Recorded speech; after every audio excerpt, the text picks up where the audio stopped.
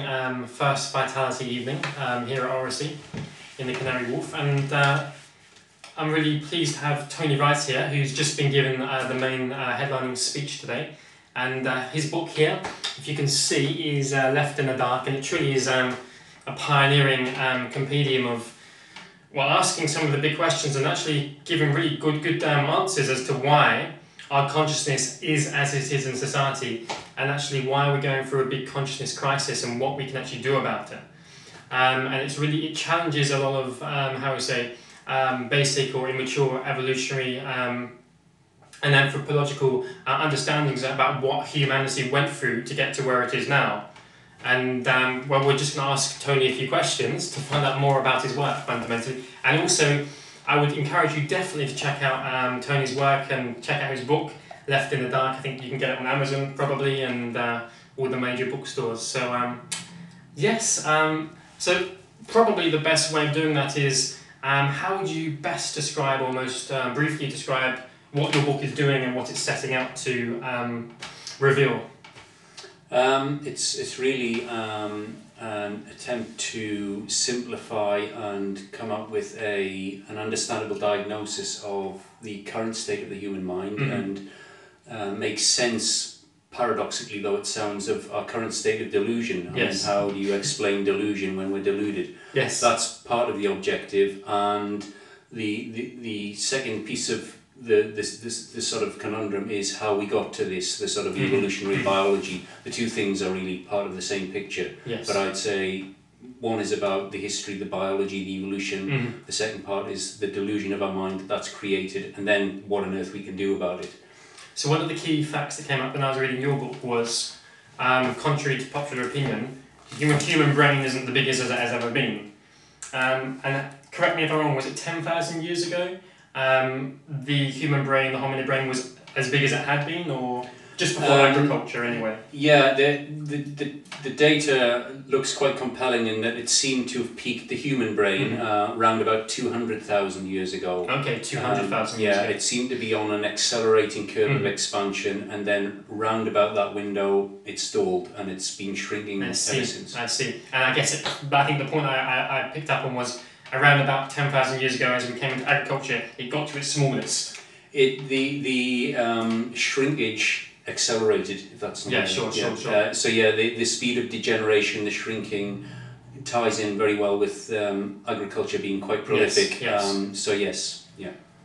It's astonishing because we live in a society that perpetuates continually the idea that our technocratic age is the best ever, and we're fast tracking ourselves. We're going through a period of accelerated evolution, and it's astonishing because it doesn't fit with the science. It doesn't fit with the neurology. What was predominantly responsible then for the giant brain size that we used to have? In a nutshell, more or less, it's really as simple as the ecology in which the human brain, the primate brains generally, in which they evolved or in which they developed. It comes down to the most complex chemical environment we know, the tropical forest environment, particularly the flowering plants, more complex again than their predecessors. And of course, certain species like primates, like our ancestors, they were ingesting the combined products of many species, and any species alone, phenomenal anyway. You put a cauldron of that together and it's available 24/7. A true cocktail. So basically, I don't think it's any accident that the most biochemically complex structure we know, the human brain, evolved in the most biochemically complex ecology we know. I mean, it's not rocket science, you take one away from the other, and you impoverish the one. Yeah. Well, exactly, and the idea they're even separate is part of our problem. It's fascinating, because one of the things that also struck me about your work was how obvious it all seems to be as well, and yet there seems to be some type of forceful endeavour that you seem to have to go through to actually get this heard. And I'm really pleased to know it is being heard by some eminent scientists, which is great. But I mean, generally, when I read the book a few years back, it was kind of like, I mean, I've come across many different scientific revolutions, and I've read Thomas Kuhn's book on scientific revolutions, and it seems to be something very akin to the next big shift that is occurring, because when I'm reading this, it's so obvious, and I just really hope that as many people can connect with your work as possible to understand if basically your environment is and directly determines your consciousness, and that's your destiny. Basically, yeah. And when you talk about the complexity of these chemicals, what specifically do we mean? I know you talk a lot about the steroids in the plants and various psychologically modulating components. Mm-hmm. Can you talk a little bit about the nutrition, the actual molecular components? Yeah, as I say, the phenomenal complexity is the context. So Yes. they're very complex generally, way beyond anything any of us know. Mm-hmm. We just know it's very complex. Yes. But within that, there are disproportionately important classes of compounds. Mm. And the things I'm particularly interested in are a class of compounds called flavonoids and related phytosterols and so on. Yeah. And they seem to have a particular relationship with the primates. They manifest as the colours in fruit, for example. Yes. Well, that's part of the signalling, the seed dissemination, part of our colour vision evolution and so on. Very powerful synergy, really.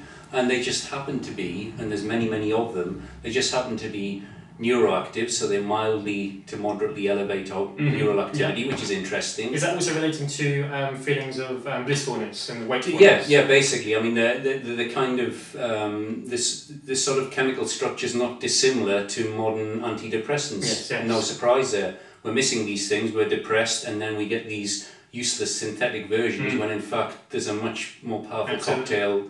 So that's part of it. The other part, which is probably more important, if anything can be separated out, is the fact that they're hormonally active, and quite powerfully so. So they will interact with the DNA, they'll change the structure of the developmental environment, what's produced. They interact with their own hormones, particularly the steroids, testosterone, estrogens, very powerful, very essential chemicals. And these things acted as sort of like sort of dilution and moderation, taking away the sort of their ability to dictate a very primitive structure, and allowed a proliferation. So you end up with this massive brain as a direct consequence of the chemical pharmaceutical plants, literally the flowering trees. So yeah, the flavonoids, neuroactive, and more importantly hormonally active, and that changes everything. You don't need to change the DNA, you just change the way it's read, and that becomes your organism. So it's a tree primate hybrid, really. And again, like mentioned, you separate them, you've still got a tree, you ain't got a functioning neural system anymore. So all these compounds seem very similar to what we say in modern terms are tonics or adaptogens. They seem to also, as well as giving specific effects hormonally and neurologically, they also seem to just tonify the body and get it work more optimally, increase functionality. Well, the thing with these things, they affect the sort of controlling systems within the body as well. Not only their real-time function, the brain of course controls our own hormone system, but most importantly of all, the developmental environment. So the way our brain is sculpted and shaped, which gives it its lifelong function, including its lifelong ability to run our own hormone system. These chemicals hone and shape that. So they're changing the lifelong function. You take them out, you get a different lifelong function.